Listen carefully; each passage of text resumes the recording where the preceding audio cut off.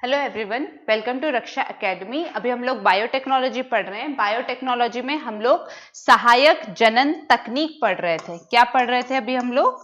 सहायक जनन तकनीक। सहायक जनन तकनीक में हम लोग जितनी भी टेक्नोलॉजीज पढ़ चुके हैं, आप लोग प्रीवियस लेक्चर में वो पहले देख लेना। जब वो देख लो चुके होंगे आप, तब आपको आगे के टॉपिक समझ में आएंगे, वरना सारा कुछ मिक्सअप हो जाएगा। ठीक है, तो आज जो अब हम आगे नेक्स्ट टॉपिक हमारा स्टार्ट कर रहे हैं वो है क्लोनिंग। क्या पढ़ना स्टार्ट कर रहे हैं अब हम? क्लोनिंग। क्लोनिंग वर्ड सबने सुना होगा, बहुत ज्यादा न्यूज में भी रहा है और बहुत ज्यादा विवादित शब्द भी है। मतलब इसके बहुत ज्यादा पॉजिटिव एस्पेक्ट्स हैं तो बहुत ज्यादा नेगेटिव एस्पेक्ट्स भी हैं। अब हम देखते हैं कि क्लोनिंग हमसे क्यों पूछा है, क्या फायदे क्या नुकसान है और बेसिकली क्लोनिंग होता क्या है। अब अभी तक तो मैं आपको बताती थी कि कुछ भी शब्द आ रहा है उस वर्ड पे जाओ, उसको तोड़ो, आपको उसकी डेफिनेशन समझ में आ जाएगी। लेकिन क्लोनिंग एक ऐसा शब्द है जिसको आप शायद नहीं पकड़ पाओगे कि क्या है। ठीक है, क्योंकि जैसे आनंद सर जब अपना सिलेबस डिकोड करते हैं, उन्होंने क्या बताया, एक एक वर्ड की डेफिनेशंस आपके पास रटी हुई होनी चाहिए। क्यों? क्योंकि ऐसा अचानक से कोई वर्ड आपके सामने आ गया जिसको तोड़ने से भी कोई समझ में नहीं आ रहा। मैंने इसको तोड़ दिया, क्लोन, अभी कुछ समझ में आया क्या है? नहीं समझ में आया ना। क्लोन मीन्स क्या, अगर हमने पढ़ा नहीं है तो हमको समझ में नहीं आएगा। जबकि मैंने आपको माइटोकॉन्ड्रियल डीएनए टेक्निक बताई थी तो हमको समझ में आ रहा था कि चलो डीएनए टेक्निक हम पढ़ चुके हैं, कुछ तोड़ना जोड़ना है, मतलब माइटोकॉन्ड्रिया को कुछ तोड़ना जोड़ना है ना। जब मैंने आपको जीन एडिटिंग बताया तो भी हमको उसके वर्ड से समझ में आ रहा था कि अच्छा, जीन में एडिटिंग यानी कि जो खराब चीज है जीन की उसको हटा के कुछ अच्छा उसमें हमको जोड़ना है। लेकिन क्लोनिंग में हमको समझ में नहीं आ रहा है। इट मीन्स हमको ऐसे वर्ड्स को बहुत अच्छे से याद रखना है, क्योंकि इसके लिए हमारे पास कोई टेक्निक नहीं है कि अगर ये एग्जाम में पूछ लिया तो हमको सीधे सीधे कैसे याद होगा। अब इसको याद करने के लिए हमको सिर्फ एक लाइन याद रखनी है, क्लोनिंग मीन्स इंसान की फोटोकॉपी। क्या याद रखना है आपको क्लोनिंग के लिए? इंसान की फोटोकॉपी। मतलब अगर मैं आपसे बोलूं कि मेरा क्लोन बनाओ, तो मेरा क्लोन कैसे बनेगा? मैं खड़ी हूं और वो खड़ी हो, आप पहचान नहीं पाओगे कि असली बरखा कौन है और क्लोन कौन है। मतलब एज इट इज सेम। जैसे जब हम एक दुकान पे फोटोकॉपी कराने जाते हैं तो जिस फॉर्मेट में हम अपने आंसर्स भेजते हैं या अपना मटेरियल भेजते हैं, एज इट इज वैसा का वैसा आपको मिलता है। उसमें तो आपकी इंक चेंज भी हो जाती है। जब हम फोटोकॉपी करवाते हैं तो ब्लू वाली इंक आपकी ब्लैक भी बन जाती है, लेकिन क्लोनिंग में कुछ भी चेंज नहीं होता है।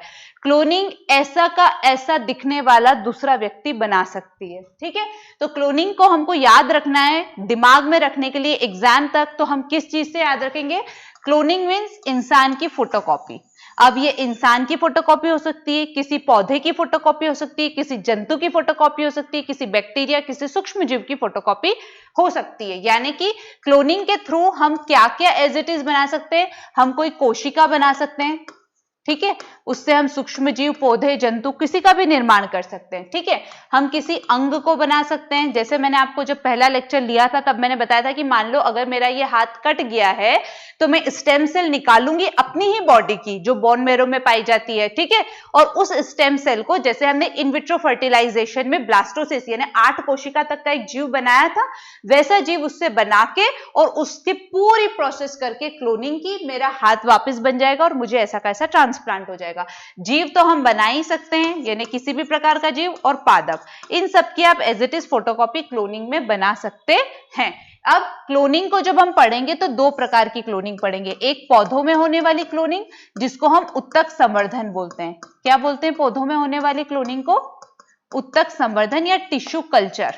नाम सबने सुना होगा, और जहां तक मुझे पता है एमपी में आपको किसी ने नहीं बताया होगा कि उत्तक संवर्धन क्लोनिंग का एक रूप है। 100% गारंटी के साथ बोल रही हूं, किसी ने नहीं बताया होगा कि क्लोनिंग का ही एक रूप टिश्यू कल्चर है।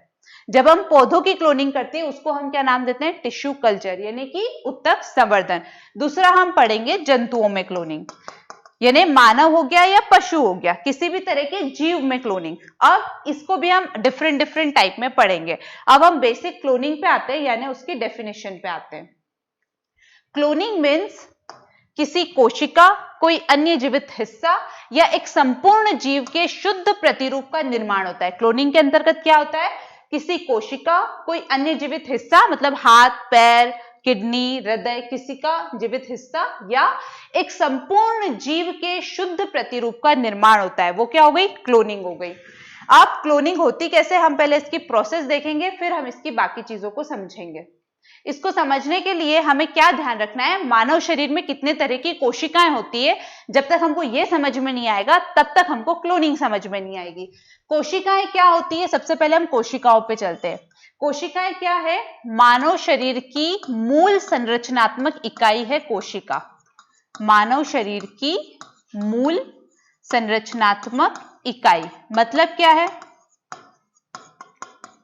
इसी से मिलकर हमारा पूरा शरीर बना है और यही वो इकाई है जिससे हमारा शरीर कार्य करता है। जितनी भी मेटाबॉलिज्म की प्रोसेस होती है वो सब किसके अंदर हो रही है? कोशिका के अंदर हो रही है। तो मूल संरचनात्मक और कार्यात्मक इकाई कैसे हुई? कोशिका। अब जब हम एक कोशिका होती है, जब मैंने आपको भ्रूण का निर्माण बताया था और मैंने बताया था कि जैसे स्पर्म ओवम मिला, निषेचन हुआ, तो सबसे पहले ऐसी एक कोशिकीय संरचना बन रही थी। फिर हमने उसके ऊपर विद्युत धारा प्रवाहित करके उसको 2 कोशिका में, 2 से 4 कोशिका में, 4 से 8 कोशिका में विभाजित किया था।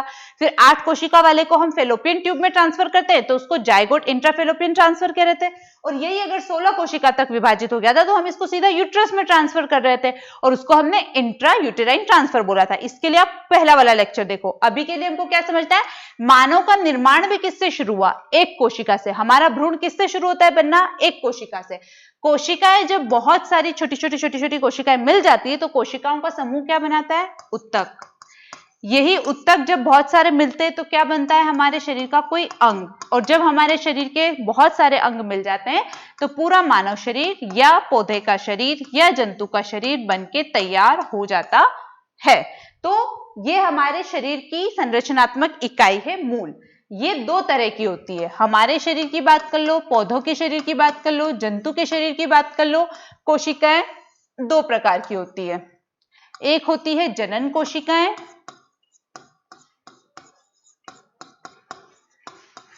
और दूसरी होती है कायिक कोशिकाएं।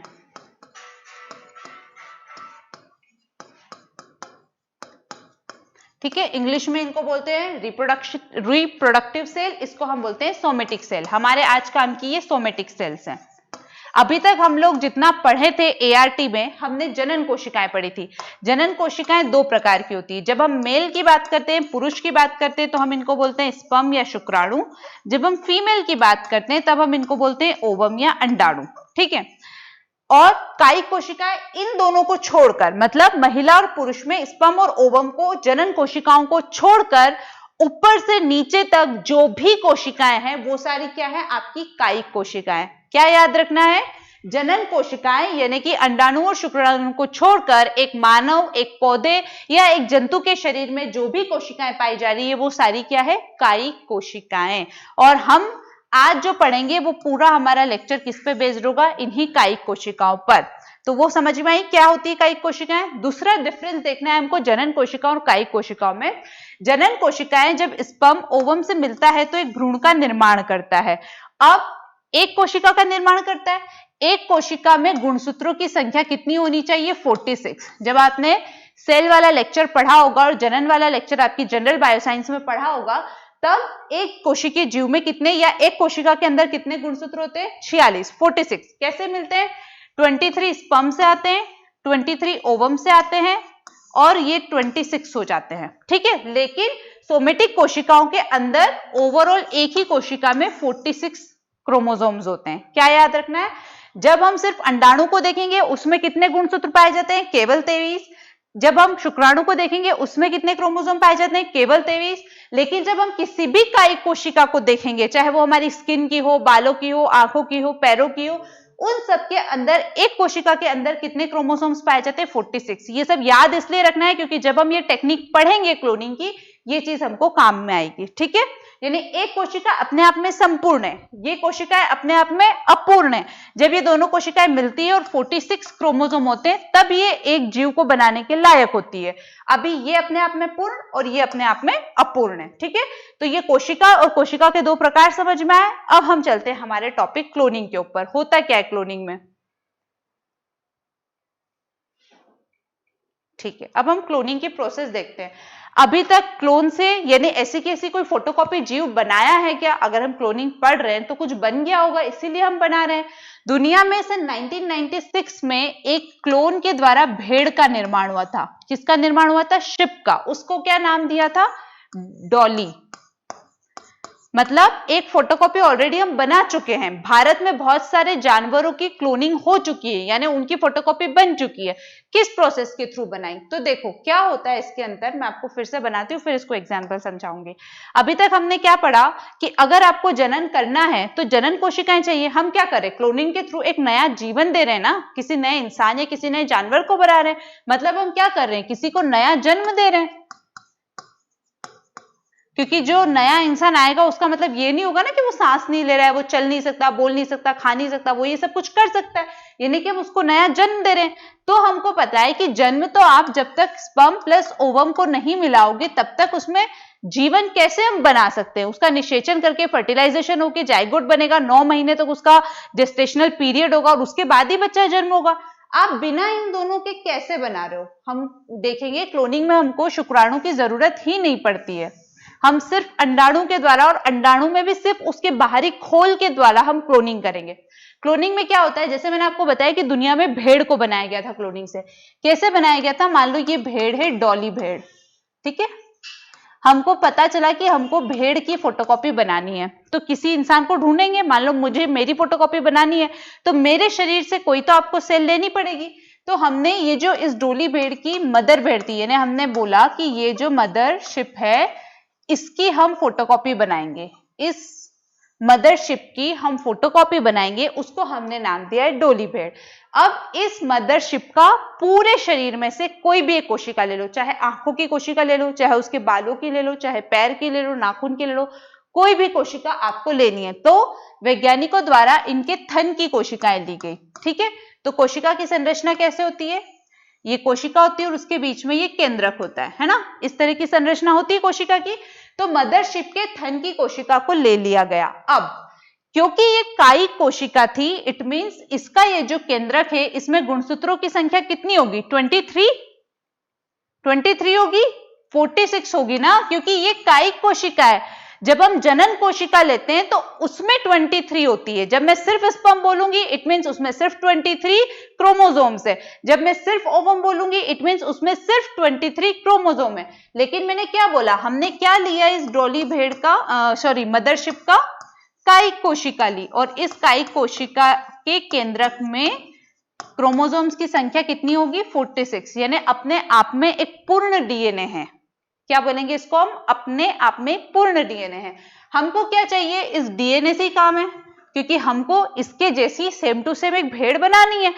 वो भेड़ कैसे बनेगी उसकी सूचनाएं किस में होंगी? डीएनए के अंदर ही होगी, क्योंकि डीएनए हमारी आनुवंशिक सूचनाओं का वाहक होता है। तो हम क्या करेंगे? इस डॉली भेड़ के इस केंद्रक को निष्कासित कर लेंगे। ये हमने क्या निकाल लिया? ये कायिक कोशिका का केंद्रक है।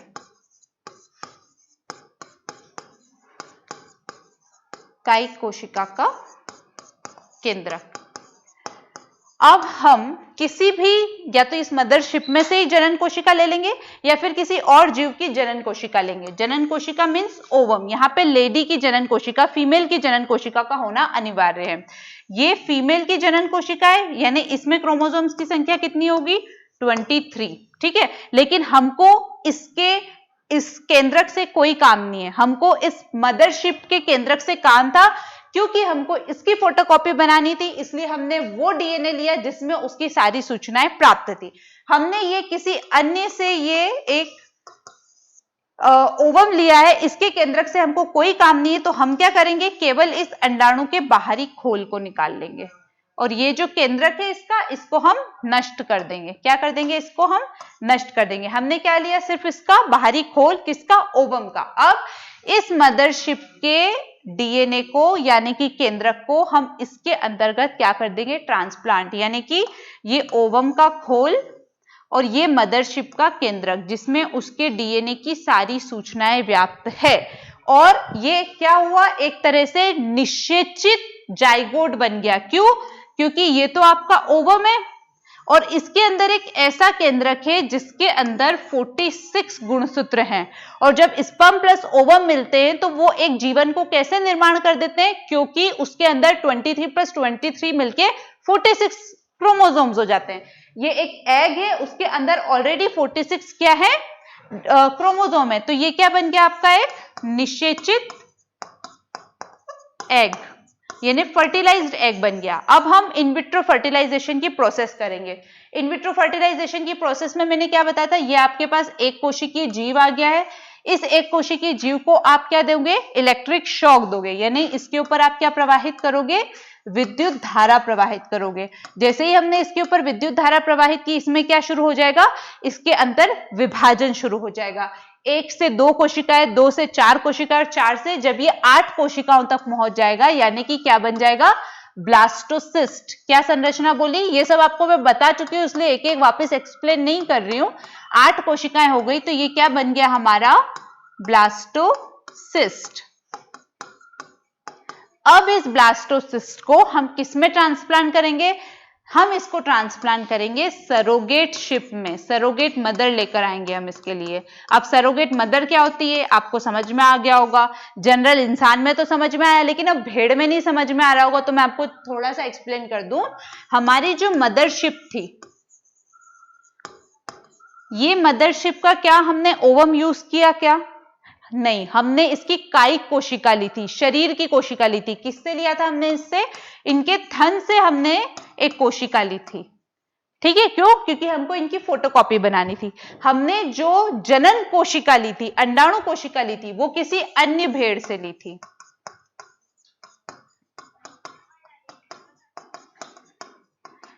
ठीक है, अब हम क्या करेंगे, इस ब्लास्टोसिस्ट को हम किसी सरोगेट मदर में, किसी और शिप में इसको ट्रांसप्लांट करेंगे। हम इसको मदरशिप में भी ट्रांसप्लांट नहीं करेंगे, हम इसको अन्य भेड़ में भी ट्रांसप्लांट नहीं करेंगे, ताकि हमको समझ में आए कि क्या एक्चुअल में ऐसी कैसी फोटोकॉपी बन सकती है।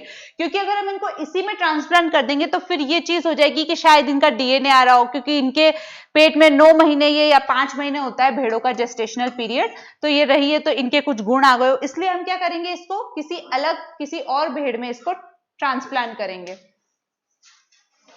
और फिर 5 महीने तक ये उस सरोगेट मदर के गर्भ में रहेगी। 5 माह बाद एज इट इज, वैज्ञानिकों को सन 1996 में एक भेड़ मिला जो उसकी मदरशिप के जैसा था बिल्कुल। तो ये हुई क्लोनिंग की प्रक्रिया। अब हम इसको अपने नोट्स के प्रोसेस से देखते हैं कि क्या होगा। देखो क्या है, ये कायिक कोशिका है। कायिक कोशिका हमने किससे ली थी, मदरशिप के थन से ली थी। अब मान लो हमको किसी इंसान का बनाना है क्लोन। क्या बनाना है हमको, किसी इंसान का क्लोन बनाना है। मान लो मेरा क्लोन बनाना है, तो मान लो मेरे स्किन की कोई कोशिका ली, मेरे बालों की ली, मेरी आंखों की ली, कहीं से भी आप कोशिका ले सकते हो। ये हमने मेरे स्किन की कोशिका ले ली। अब मेरे स्किन की कोशिका है, मतलब वो अपने आप में कोई पूर्ण कोशिका है, यानी उसमें क्रोमोसोम्स की संख्या कितनी है, 46। किसके अंदर, उसके डीएनए के अंदर। हमको काम भी मेरे डीएनए से ही है, तो हमने इसका केंद्रक निकाल लिया। ये क्या है, कायिक कोशिका का केंद्रक। अब क्योंकि हमने इसको जनन कराना है, तो हम एक ओवम ढूंढ के लाएंगे। किसी और से एक ओवम लिया, उसके अंदर ये जो कोशिका का केंद्रक था, इसको हमने ट्रांसप्लांट किया।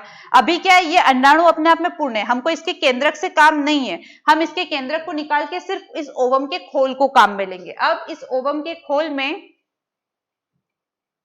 हम वो जो स्किन की कोशिका ली थी उसको डाल देंगे, तो ये क्या बन गया, एक निषेचित जाइगोट बन गया। इसके ऊपर हम विद्युत धारा प्रवाहित करेंगे। ये एक कोशिका से 2 कोशिका, 2 कोशिका से 4 कोशिका, और ऐसे करके जब 8 कोशिकाओं में विभाजित हो जाएगा, इट मीन्स ये ब्लास्टोसिस्ट बन जाएगा। इस ब्लास्टोसिस्ट को हम किसी सरोगेट मदर के गर्भ में धारण करवा देंगे, तो एज इट इज क्लोन हमको मिल जाएगा। समझ में आया होगा। अब इसको हमने, इस प्रोसेस को नाम क्या दिया हमने, सोमेटिक सेल स्थानांतरण तकनीक, सॉरी, कायिक कोशिका केंद्रक, सोमेटिक सेल, हिंदी में लिखती हूँ, कायिक कोशिका केंद्रक स्थानांतरण तकनीक।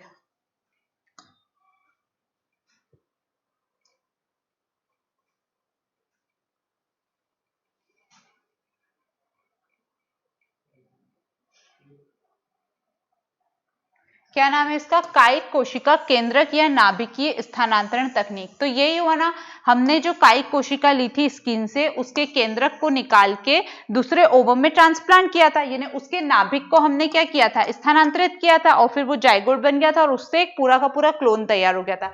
तो इसका नाम समझ में आ गया होगा आपको, सोमेटिक सेल ट्रांसफर टेक्निक या कायिक कोशिका नाभिकीय स्थानांतरण। ठीक है, अब आप मुझे ये बताओ कि ये मैंने पहले आपको कहीं बताया था कि मैं आपको बाद में बताऊंगी, मैंने कौन से चैप्टर में आपको बताया था कि मैं आपको ये बाद में बताऊंगी। जब हम जीन एडिटिंग पढ़ रहे थे तो हमने जीन एडिटिंग की 3 टेक्निक्स पढ़ी थी। जीन एडिटिंग की हमने कितनी टेक्निक्स पढ़ी थी, 3। पहला यही था सोमेटिक सेल ट्रांसफर टेक्निक, दूसरा हमने पढ़ा था आरएनए इंटरफेरेंस टेक्निक, तीसरा हमने पढ़ा था एंटीसेंस टेक्निक। और जब मैंने आपको ये बताया था जेनेटिक एडिटिंग, तभी मैंने आपको बता दिया था कि मैं आरएनए इंटरफेरेंस और एंटीसेंस तकनीक आपको अभी कराऊंगी और सोमेटिक सेल ट्रांसफर टेक्निक बाद में कराऊंगी। तो अब ये सोमेटिक सेल ट्रांसफर टेक्निक आप अपने वहां पर भी ऐड कर लेना जीन एडिटिंग में। ठीक है, और समझ में आया होगा सोमेटिक सेल ट्रांसफर टेक्निक क्या है।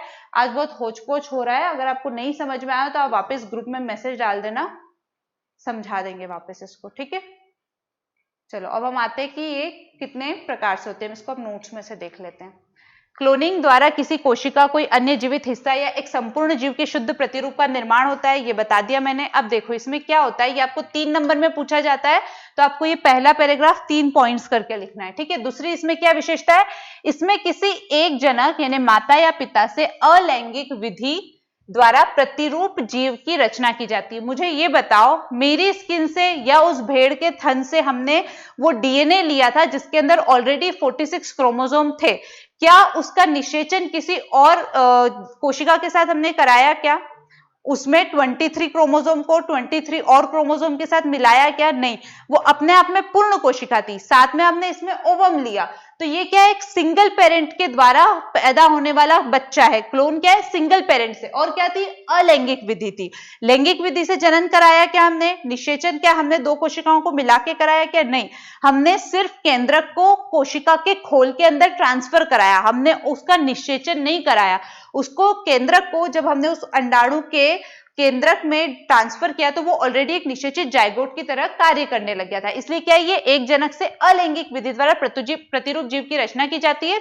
क्लोन के डीएनए का हर भाग मूल प्रति के बिल्कुल समान होता है, वही मैंने बोला जैसी मैं दिख रही हूं वैसी की वैसी फोटोकॉपी बनेगी। और क्लोनिंग की प्रक्रिया कायिक कोशिका नाभिकीय स्थानांतरण पर आधारित है। ये पहला पैराग्राफ अगर आपसे 3 नंबर में क्लोनिंग पूछा जाता है, जो कि पिछले एग्जाम्स में पूछा जा चुका है, शायद 2016 या 17 का पेपर है आपका, उसमें क्लोनिंग पूछा गया है 3 नंबर में, तो ये वाली लाइंस आपको लिखनी है। अब आता है somatic cell nuclear transfer process, क्या की हमने वो देखना है हमको।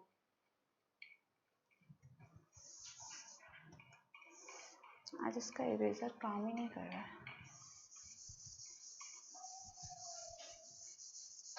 ये मैं आपको बता चुकी हूँ एक्सप्लेन करके, सिर्फ पढ़ के बता रही हूँ। यह क्लोन तैयार करने की आधुनिक विधि है। इसमें किसी जीव से कायिक कोशिका का निष्कासन कर उसके केंद्रक को निकाल लिया जाता है तथा अंडाणु से केंद्रक और सारे डीएनए को निकालकर उसमें कायिक कोशिका से निकाले गए केंद्रक को डाल दिया जाता है, जिससे यह ताजे निषेचित यानी फर्टिलाइज्ड एग की तरह व्यवहार प्रदर्शित करने लगता है। समझ में आ रहा होगा मैं क्या बोल रही हूं? नहीं आ रहा होगा तो अभी हम फिर से इसको डायग्राम में देख लेंगे। निषेचन क्रिया प्रारंभ करने के लिए इन पर विद्युत तरंगें प्रवाहित की जाती है, जिससे कोशिका विभाजन शुरू हो जाता है। इस प्रक्रिया के तहत पूर्ण विकसित अंडाणु को यानी जो ब्लास्टोसिस होता है, ब्लास्टोसिस को मादा के गर्भ में आरोपित कराकर समरूप क्लोन्स प्राप्त कर लिए जाते हैं। सेम चीज जो मैंने आपको डायग्राम में बताई वो यहाँ पर फिर से बनी हुई है कि ये कायिक कोशिका है, इसके केंद्रक को हमने निकाल लिया है, ये एक अंडाणु है, इसके केंद्रक को निकाल के नष्ट कर दिया गया है, सिर्फ इस अंडाणु का खोल है, यानी कि ये केंद्रक विहीन अंडाणु है। इस केंद्रक विहीन अंडाणु में हमने इस कायिक कोशिका के केंद्रक को ट्रांसफर करा दिया है। एक सेकेंड, इसको हमने यहां से ट्रांसफर करा दिया है। तो ये अंडाणु में जब कायिक कोशिका का केंद्रक चला गया तो ये किसकी तरह व्यवहार कर रहा है, एक फर्टिलाइज्ड एग की तरह। इसके ऊपर हमने विद्युत धारा प्रवाहित की तो ये ब्लास्टोसिस्ट बन गया, 8 कोशिकाएं विभाजित होकर। इसका हमने गर्भ में आरोपण कर दिया किसी सरोगेट मदर में, तो हमको क्या मिल गया, क्लोन मिल गया। अभी आया होगा समझ में, नहीं आया हो तो दोबारा पूछ लेना। अब क्लोनिंग का इतिहास।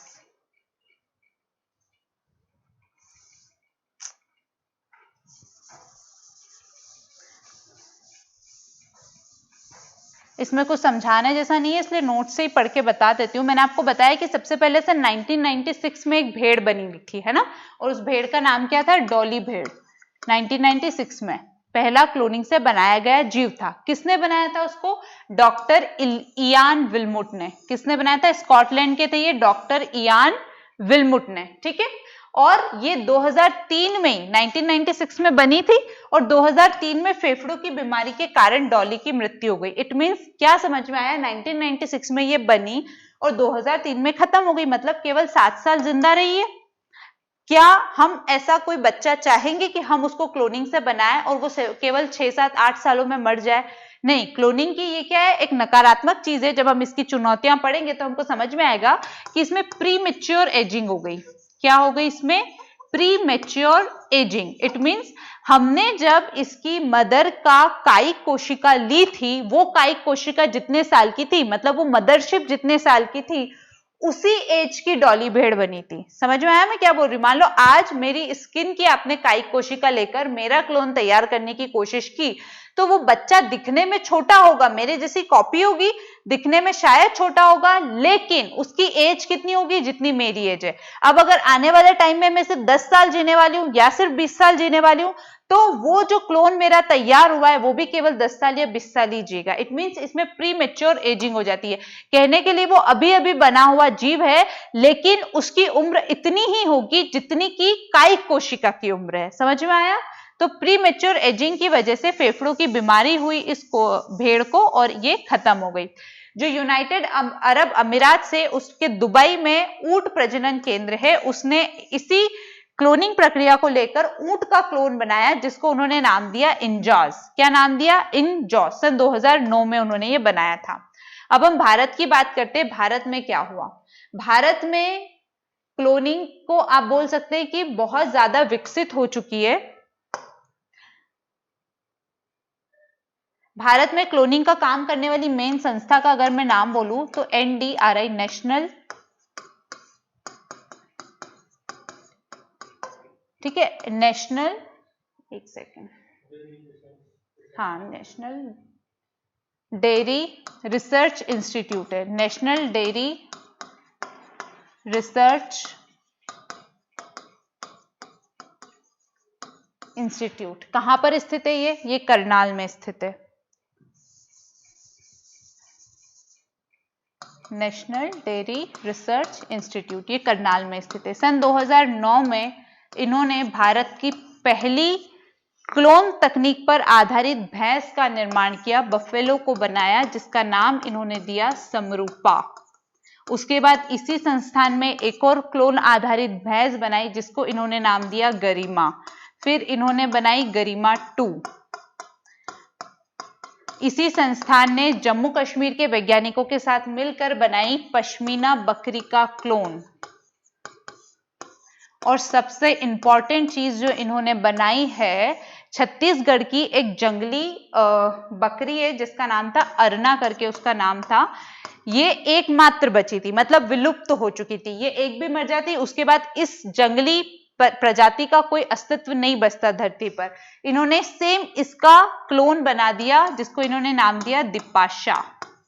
मतलब समझ में क्या आया हमको कि क्लोनिंग के द्वारा जो विलुप्त हो रही प्रजातियां है ना धरती पर से, उसको हम बचा सकते हैं। अब आपने इसका क्लोन बना लिया, इससे आप बहुत सारे बच्चे प्रोड्यूस करवा लेंगे।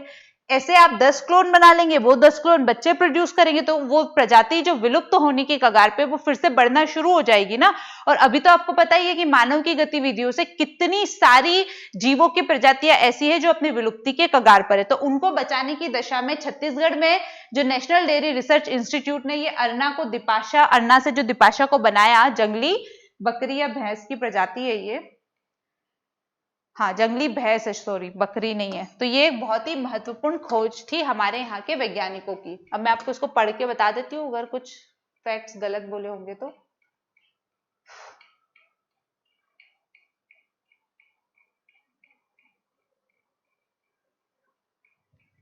क्लोनिंग का इतिहास, क्लोनिंग द्वारा, सॉरी भारत में पढ़ना है ना हमको, ठीक है। National dairy research institute Karnal के वैज्ञानिकों ने सन 2009 में सन 2009 में भैंस के प्रथम क्लोन समरूपा एवं उसके बाद गरिमा को विकसित किया। एनडीआरआई के वैज्ञानिकों ने जम्मू के वैज्ञानिकों के साथ मिलकर पश्मीना बकरी का भी क्लोन बनाया। एनडीआरआई के वैज्ञानिकों ने छत्तीसगढ़ की एकमात्र जंगली भैंस अरना का क्लोन तैयार किया, जिसका नाम उन्होंने क्या दिया, दिपाशा। अपनी क्लोन तकनीक के चलते विश्व में अपनी अलग पहचान बन चुके इस संस्थान के वैज्ञानिकों, कौन सा संस्थान है ये, national dairy research institute Karnal द्वारा लुप्तप्राय छत्तीसगढ़ की जंगली भैंस का क्लोन तैयार करने से न केवल भैंस की प्रजाति सुरक्षित हो गई वरन विलुप्तप्राय प्रजातियों के संरक्षण की राह भी खुल गई। हाल में हरियाणा में स्थित central institute for research buffalo ने, अब ये दूसरा संस्थान आ गया, ऊपर का जो मैंने बताया पूरा वो किसके द्वारा किया गया, एनडीआरआई के द्वारा, नेशनल डेयरी रिसर्च इंस्टीट्यूट के द्वारा। अब जो दूसरा काम कर रहे हैं ये कौन सा इंस्टीट्यूट है, ये हरियाणा का एक इंस्टीट्यूट है, central institute for research buffalo ने हिसार गौरव नामक भैंस का क्लोन तैयार किया है। अल्टीमेटली भारत में अभी तक सिर्फ भैंस का क्लोन तैयार किया गया है, एक पश्मीना बकरी का क्लोन तैयार किया गया और सबसे महत्वपूर्ण उपलब्धि भारत की इस छत्तीसगढ़ की जंगली भैंस का क्लोन तैयार करना था, जिसको उन्होंने विलुप्तप्राय होने से रोक लिया। ठीक है, तो ये भारत में इसका इतिहास है। अब हम चलते हैं मानव शरीर में, जो ये मैं आपको बता चुकी हूं, है ना, क्लोनिंग के प्रकार के ऊपर।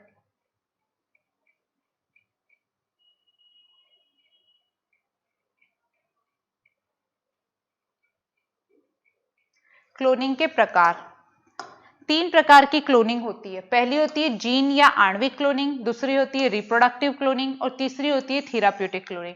थेराप्यूटिक क्लोनिंग को ही हम बोलते हैं स्टेम सेल टेक्निक। क्या बोलते हैं थेराप्यूटिक क्लोनिंग को, स्टेम सेल टेक्निक। ध्यान रखना, अभी हम इसके बाद स्टेम सेल पढ़ेंगे और थेराप्यूटिक क्लोनिंग को ही हम स्टेम सेल टेक्निक बोलते हैं। दूसरी होती है रिप्रोडक्टिव क्लोनिंग। रिप्रोडक्टिव क्लोनिंग मतलब एज इट इज जो क्लोन तैयार किया, जैसे हमने अभी मदरशिप से डॉली भेड़ बनाई थी, हमने अरिना भैंस से दिपाशा बनाई, समरूपा बनाई, गरिमा बनाई, वो क्या था, एज इट इज किसी जीव का रिप्रोडक्शन किया था, जनन किया था। तो ऐसे जब हम एक जीव का एज इट इज प्रतिरूप तैयार करते हैं उसको हम क्या बोलते हैं, रिप्रोडक्टिव क्लोनिंग। और तीसरा होता है जीन या आणविक क्लोनिंग, मतलब हम किसी जीव के जैसा जीन बना रहे हैं। मान लो कि हमने क्या किया था, कपास के अंतर्गत बेसिलस थुरिजिनेसिस का जीन डाला था, अब हम बार बार बेसिलस थुरिजिनेसिस में वो जीन नहीं निकाल रहे, हम उस जीन का अध्ययन करके क्लोनिंग की प्रक्रिया से उसके जैसा जीन अब लेबोरेटरी में तैयार कर रहे हैं। जैसे हमारा इंसुलिन कहां तैयार हो रहा है, लेबोरेटरी में तैयार हो रहा है। क्या वो बार बार किसी घोड़े से निकाला जा रहा है क्या, नहीं, एक बार निकाल लिया, पढ़ लिया। अब इंसुलिन इस क्लोनिंग की प्रक्रिया से कहां तैयार हो रहा है, लेबोरेटरी में। तो जब हम किसी सूक्ष्म जीव क्या होते हैं, 1 या 2 कोशिकाएं या बहुत कम कोशिकाओं से बने होते हैं, आणविक संरचना होती है उनकी। तो जैसे किसी सूक्ष्म जीव को या किसी हार्मोन को या किसी और जीन को जब हम क्लोनिंग की प्रक्रिया से लेबोरेटरी में तैयार करते हैं तो हम उसको जीन या आणविक क्लोनिंग कहते हैं। तो पढ़ के देख लेते हैं क्या लिखा हुआ है। पहला आता है जीन या आणविक क्लोनिंग। इसके अंतर्गत पहले जेनेटिक इंजीनियरिंग, क्योंकि हमने देखा था जेनेटिक इंजीनियरिंग में कि कैसे, जैसे मैंने आपको हेपेटाइटिस बी का टीका बताया था, हेपेटाइटिस बी के टीके में हमने क्या किया था, हेपेटाइटिस बी वायरस के प्रोटीन के खोल से उसका प्रोटीन लिया था, फिर एक यीस्ट सेल में उसको ट्रांसप्लांट कराया था जिससे वो बहुत ज्यादा कॉपी बन गई थी, फिर उसका सेल सेप निकाल के उस प्रोटीन का जो वो तत्व था उसको हमने अपने वैक्सीन में डाला था। वैसे ही जेनेटिक इंजीनियरिंग का प्रयोग कर ट्रांसजेनिक सूक्ष्मजीव का निर्माण किया जाता है। अगर ये नहीं समझ में आ रहा है कैसे जेनेटिक इंजीनियरिंग से ट्रांसजेनेटिक जीव का तैयार कर रहे हैं हम, तो आप पहले जाके जो फर्स्ट लेक्चर था जेनेटिक इंजीनियरिंग का वो देख लेना, उसमें समझ में आ जाएगा। तो इसके अंतर्गत पहले जीन अभियांत्रिकी का प्रयोग कर ट्रांसजेनिक सूक्ष्मजीव का निर्माण किया जाता है, फिर उचित वातावरण का निर्माण कर उस जेनेटिकली मॉडिफाइड सूक्ष्मजीव के क्लोन प्राप्त किए जाते हैं। तो पहले हमने ट्रांसजेनिक जीन बनाया, किससे बनाया, जेनेटिक इंजीनियरिंग की प्रोसेस को यूज करके। अब हमारे पास कोई जीव आ गया है, मान लो एक्स जीव है। अब जैसे भी हमने क्लोनिंग की प्रक्रिया की थी, कायिक कोशिका को का केंद्रक निकाला था, फिर उसको अंडाणु में ट्रांसप्लांट किया था, फिर वो जाइगोट बन गया था और फिर विद्युत धारा प्रवाहित करके हमने ब्लास्टोसिस बना लिया था। तो वैसे ही अब ये जो हमारे पास ट्रांसजेनिक सूक्ष्मजीव है, हम इसकी क्लोनिंग कर लेंगे। ठीक है, इनका उपयोग, जो क्लोन हमको मिल गया है, अब इनका उपयोग अनेक कार्यों जैसे मानव उपयोगी प्रोटीन का निर्माण जैसे इंसुलिन आदि में किया जाता है। समझ में आया। अब हम चलते हैं दूसरे प्रकार के ऊपर।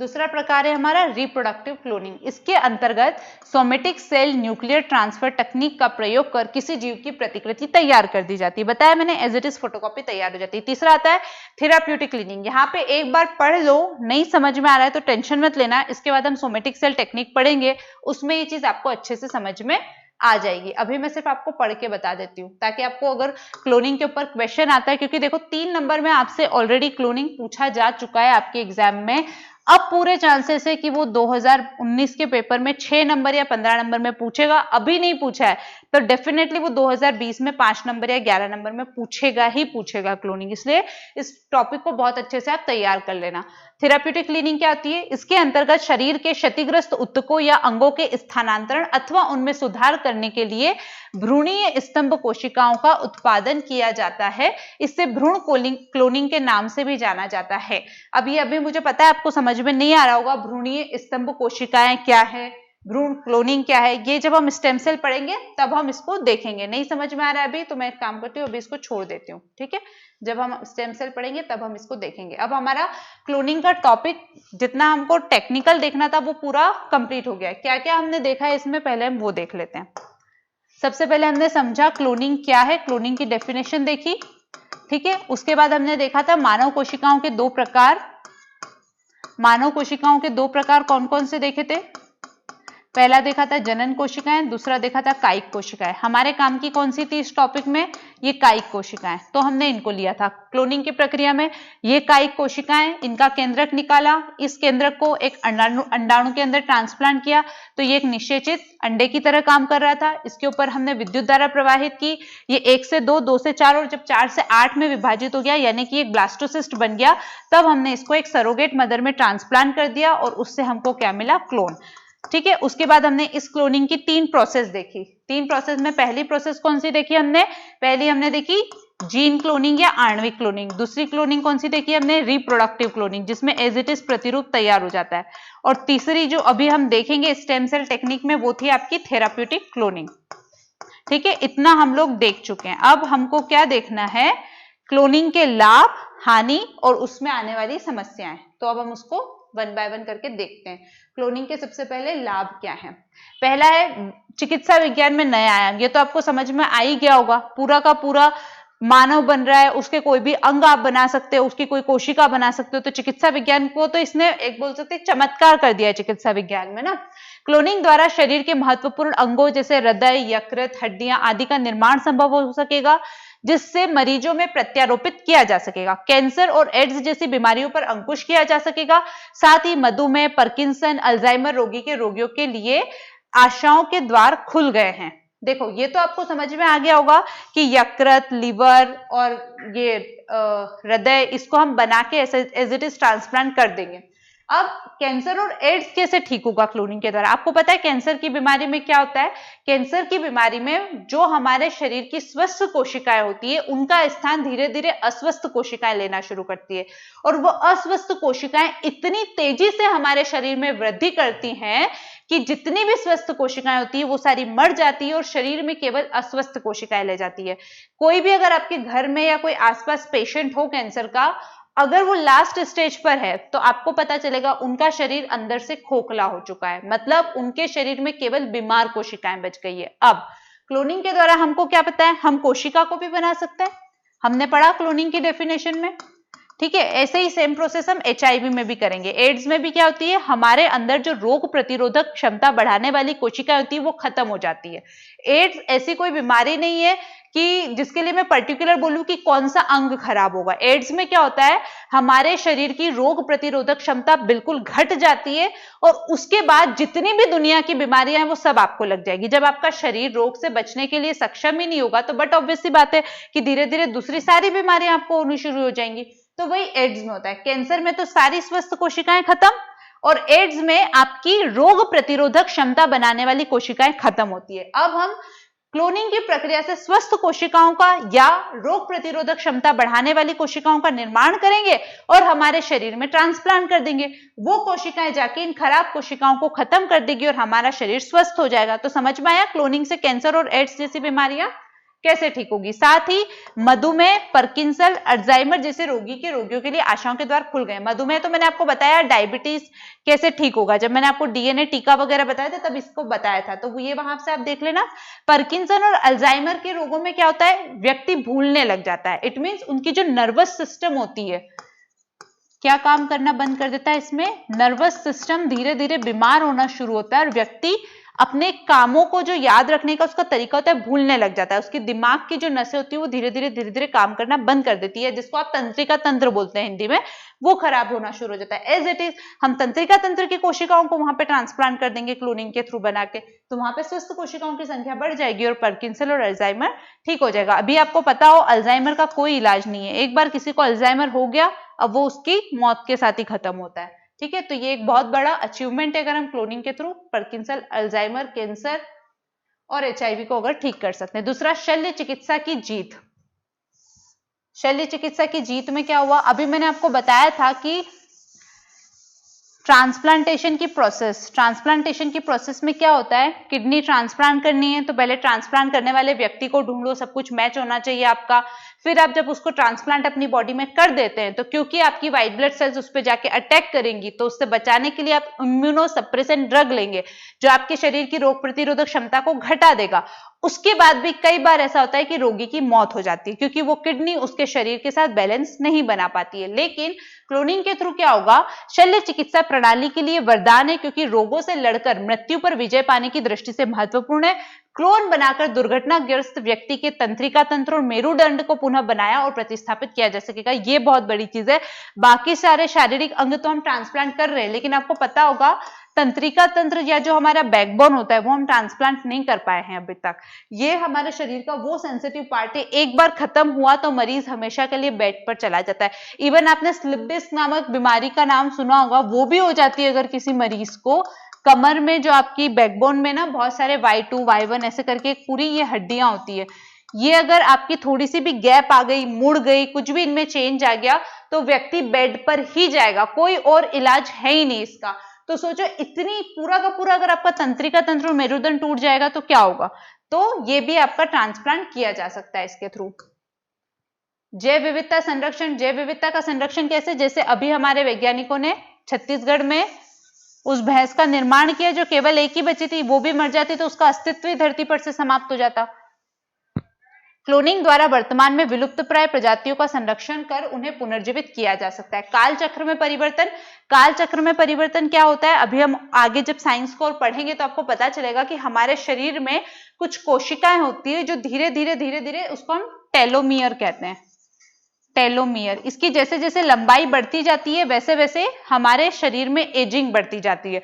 आपने सुना होगा कि जितने भी हमारे एक्ट्रेसेस हैं वो बहुत ज्यादा यंग दिखते हैं क्योंकि वो एक प्रकार का इंजेक्शन लेते हैं जिसमें एक ड्रग होता है जिसकी वजह से उनकी एज कम होती है। वो ड्रग क्या करता है, इस टेलोमियर की लंबाई को बढ़ने से रोकता है, तो उनकी एजिंग भी क्या होती है, नहीं दिखाई देती कि वो कितने बूढ़े हो गए हैं। अब वैसे ही अभी हमको ऐसा कोई इंजेक्शन लेने की जरूरत ही नहीं है, हम क्लोनिंग से हमारी जो ये टेलोमियर है उनको नहीं प्रतिस्थापित कर देंगे, जो लंबा हो चुका है उसको काट कर हम फिर से छोटे छोटे टेलोमियर की कोशिकाएं हमारी बॉडी में ट्रांसप्लांट कर देंगे, तो हम क्या दिखेंगे, हमेशा यंग दिखेंगे। तो यही इसने बोला है काल चक्र में परिवर्तन, इस तकनीक से चीर यौवन मतलब आप हमेशा यंग रहेंगे कि मानवीय अभिलाषा लिए हुए व्यक्तियों का वृद्धावस्था से युवावस्था का स्वप्न संभव हो सकेगा, क्योंकि ये जो आपका एजिंग करने वाला टेलोमेयर है उसको ऐसे लंबा होने ही नहीं देगा, ये उन कोशिकाओं को हमेशा छोटा बना के रखेगा। फिर अगला आता है नपुंसकता या बांझपन का इलाज। ये तो हमने आपको वैसे बार बार बता ही दिया है कि कैसे आप इन विट्रो फर्टिलाइजेशन के थ्रू आप बेबी प्रोड्यूस कर सकते हो, तो निसंतान दंपति की गोद भरी जा सकती है। आर्थिक लाभ कैसे हुआ, जैसे हमने बहुत सारी भैंस के क्लोन बनाया। अभी आपको पता होना चाहिए कि भारत विश्व में सबसे ज्यादा भैंस का मांस निर्यात करता है। हम एक गाय मारते हैं तो हमारे यहाँ पे बवाल मच जाता है ना, सांप्रदायिक हिंसा शुरू हो जाती है। आपको ये नहीं पता है कि आपके देश में कितनी गायें रोज मारी जाती हैं और उनको देश में निर्यात किया जाता है। आप सिर्फ गाय के मरने के ऊपर फिर क्यों जाते हो, या तो आप जीव दया के ऊपर जाओ कि गाय मर रही हो, बकरी मर रही हो, भैंस मर रही हो, आपको सबके ऊपर जाना चाहिए। गाय हमारी माता है करके ट्रक में किसका मांस भरा हुआ है इंसान देखता भी नहीं है, ट्रक ड्राइवर की जाके हत्या कर देता है ना। और अगर मैं आप लोगों में से ज्यादातर बच्चों से डिस्कस करूंगी तो शायद आप भी सुनी सुनाई बातों पे आकर मुझसे इस टॉपिक के ऊपर अच्छी खासी बहस करने के लिए तैयार हो जाएंगे। लेकिन अभी मैं फिर से बोलूंगी, क्योंकि पेपर अब जो 2020 के बच्चों का आएगा वो बहुत ज्यादा करंट ओरिएंटेड होगा, तो इस तरह की न्यूज को पढ़ना, क्योंकि पेपर 2 जो आपका पॉलिटी वाला होगा वो कैसे ऐसे विषयों को घुमा के सांप्रदायिक हिंसा के ऊपर आपसे क्वेश्चन पूछ लेगा, और इसमें आपकी जो मौलिक सोच होगी वही आप आंसर में लिख पाओगे। घुमा के पेपर के एनालिसिस में कुछ भी दिया हो, आपको अपनी सोच रखनी कि वहां पे आपको कौन से पॉइंट्स अप्लाई करने, तो इस तरह की न्यूज पे आप ध्यान रखना। मैंने आपको बोला है 2020 के बच्चे अभी से घटना चक्र तो एटलीस्ट पढ़ना शुरू कर दो, जब तक आपके लिए कोई और मैगजीन अच्छी नहीं आ जाती, या फिर दृष्टि पढ़ो। आपका पेपर 2020 का करंट बेस्ड होगा ज्यादातर, ठीक है। आर्थिक लाभ कैसे होगा? भारत से भैंस का 80% मांस निर्यात होता है, तो हम भैंस की ऐसी प्रजाति बनाएंगे क्लोनिंग से, या इतनी सारे क्लोन तैयार कर देंगे कि हम आसानी से भैंस का मांस भेज सके, तो इससे हमको विदेशी मुद्रा की प्राप्ति भी होगी। अब हम चलते हैं इससे होने वाली हानियां क्या है, क्या नुकसान है हमको क्लोनिंग से।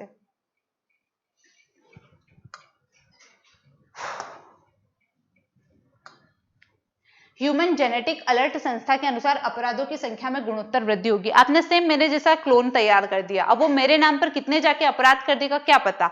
आप भले ही फिर पकड़ने के लिए तो पुलिस मुझे आएगी, क्योंकि फिर उस क्लोन को छुपा दिया जाएगा, और मुझे सीधा सीधा ऐसे सबूत भी छोड़ दिए जाएंगे उस क्लोन के द्वारा कि सीधा सीधा मेरे ऊपर इशारा जाएगा कि हाँ बरखा ने ये अपराध किया है, और मुझे तो फांसी पे लटका दिया जाएगा। लेकिन क्या मैंने अपराध किया है? नहीं, उस क्लोन ने अपराध किया है। ऐसे आप कितने सारे क्लोन तैयार करके निरंतर अपराध करते रहोगे।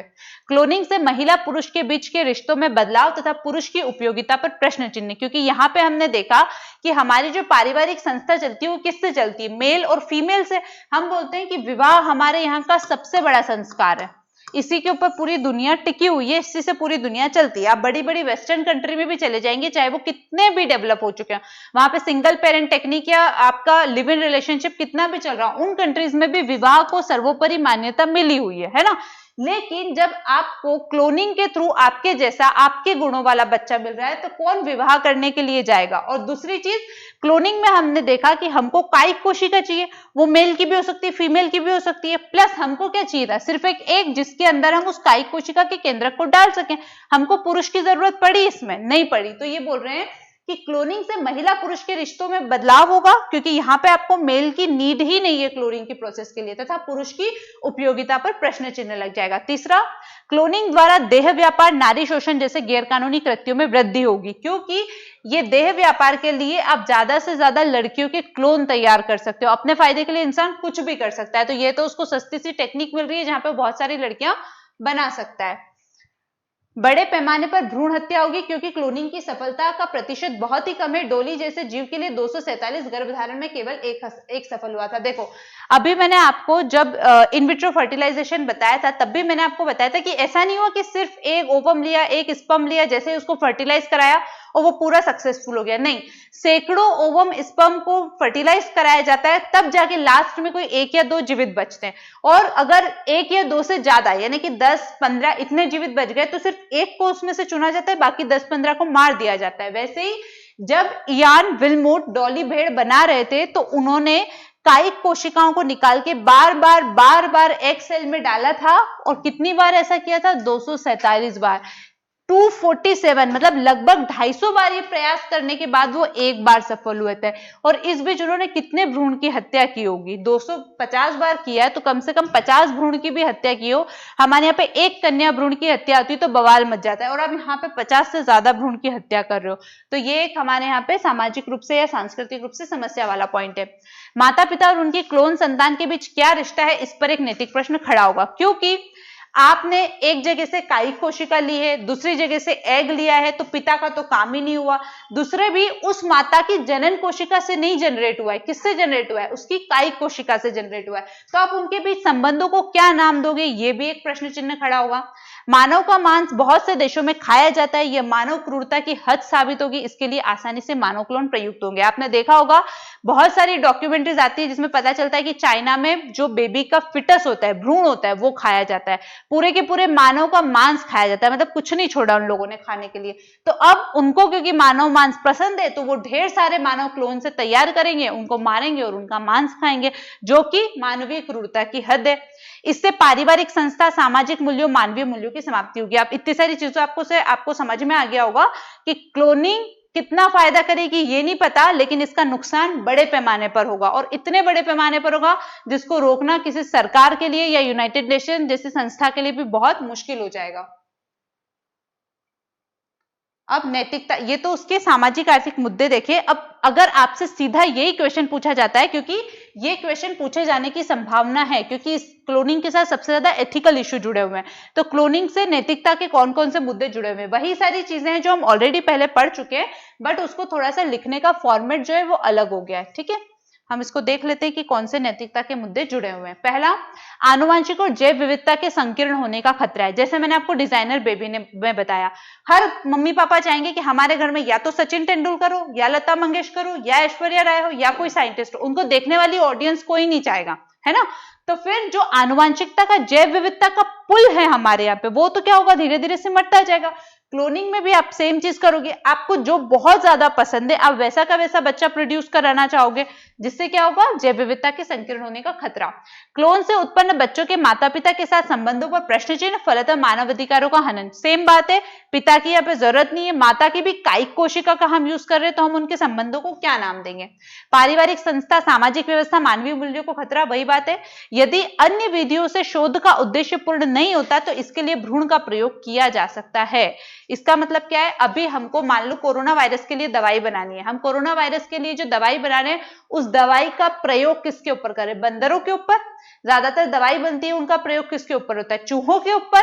अब आप बोलोगे चूहे हटाओ, बंदर हटाओ, सीधे सीधे क्लोन से मानव तैयार करो और उनके ऊपर परीक्षण करो, तो क्या बन जाएगा मानव, एक तरह से लेबोरेटरी का चूहा जो उसके मानवाधिकारों का हनन है। चाहे वो क्लोन है लेकिन है तो एक मानव, उसके अंदर भी सांस चल रही है, उसको भी आर्टिकल 21 मिला हुआ है, गरिमामय जीवन का अधिकार। आप उसके ऊपर सीधे सीधे ऐसे प्रैक्टिस नहीं कर सकते। अभी भी आपको पता होगा कोरोना वायरस की मेडिसिन को जब मानव के ऊपर यूज करने के लिए बोला गया, जैसे भारत में आपको पता होगा शायद कुछ 500 लोगों के ऊपर दिल्ली में ऐसा कुछ टेस्ट चल रहा है, नंबर शायद कंफर्म नहीं है बट चल रहा है दिल्ली में। ऐसे किसी को उठा के नहीं बोला जाता है, स्वेच्छा से कोई व्यक्ति आता है कि मेरे ऊपर आप टेस्ट कर सकते हो, क्योंकि उस टेस्ट के दौरान व्यक्ति बहुत ज्यादा दर्द से गुजरता है। अभी अगर हम कोई एक दवाई लेते हैं और वो हमारे ऊपर एलर्जी कर जाती है तो हमको कितनी प्रॉब्लम होती है, हमको उस एलर्जी को दूर करने के लिए दूसरी मेडिसिन लेना होती है। कई बार हमको वो मेडिसिन जिंदगी भर लेने के लिए मना कर दिया जाता है, इतना ज्यादा हमको पेन होता है। अब सोचो वो दवा जो अभी तक बनी भी नहीं है, ट्रायल बेसिस पे चल रही है, उसको जब 500 लोगों के ऊपर आप ट्राई करोगे, वो 500 लोग कितने दर्द से गुजर रहे होंगे, और हो सकता है उनमें से किसी की मृत्यु भी हो जाए। तो आप उनके आर्टिकल 21 का हनन करोगे ना, अगर जबरन उनके साथ ही कराना चाहोगे। वो स्वेच्छा से आए, क्यों, उनकी आजीविका का साधन है वो, उनको पैसा मिल रहा है वहां से। तो इस तरह से आप लेबोरेटरी रेड बना सकते हो मानव को। प्राणी को जन्म की प्राकृतिक व्यवस्था से छेड़छाड़ हो रहा है, क्योंकि प्रकृति ने तो क्या बोला है, ओवम स्पर्म मिलेगा और जो नेचुरल प्रोसेस है उससे बच्चा पैदा होगा। यहां आपने पुरुष को हटा ही दिया, जरूरत ही नहीं है उसकी। तो आप प्राणी के जन्म की जो प्रकृति ने व्यवस्था बनाई है उसके साथ सीधे सीधे छेड़छाड़ कर रहे हो। डिजाइनर बेबी बनाओगे जो प्राकृतिक नहीं होगा, वही चीज। तो अगर नैतिकता संबंधी मुद्दों के ऊपर प्रश्न आता है, चाहे वो क्लोनिंग से आए, इन विट्रो फर्टिलाइजेशन से आए, ये वाले पॉइंट्स आपको उसमें डालने होंगे। ठीक है, ठीक है, ये वाला क्लोनिंग का टॉपिक हमारा खत्म हो गया। अब कल हम स्टेम सेल पढ़ेंगे। अभी तक अगर आपको कुछ समझ में नहीं आया हो, आप टॉप 119 वाले बैच में या 20 वाले बैच में या फिर रक्षा एकेडमी का जो एप्लीकेशन है उसमें चैट का ऑप्शन है, उसमें अपना क्वेश्चन डाल देना, वहां से मैं आपको आंसर कर दूंगी। ठीक है, एक बार आप लोग बता दो डालकर उसमें मैसेज कि आपको समझ में आ रहा है या नहीं आ रहा है, क्योंकि बायोटेक्नोलॉजी बहुत आसानी से समझ में आने वाली चीज नहीं है। अभी तक आप में से किसी ने मैसेज नहीं किया है कि समझ में आ रहा है या नहीं आ रहा है, इट मींस या तो बहुत ज्यादा समझ में आ रहा है या बिल्कुल समझ में नहीं आ रहा है ना। तो जो भी है एक बार बता दो, वहां पे नहीं समझ में आ रहा होगा तो फिर से ये टॉपिक पढ़ा दूंगी। ठीक है, चलो कल हम स्टेम सेल पढ़ेंगे। Thank you.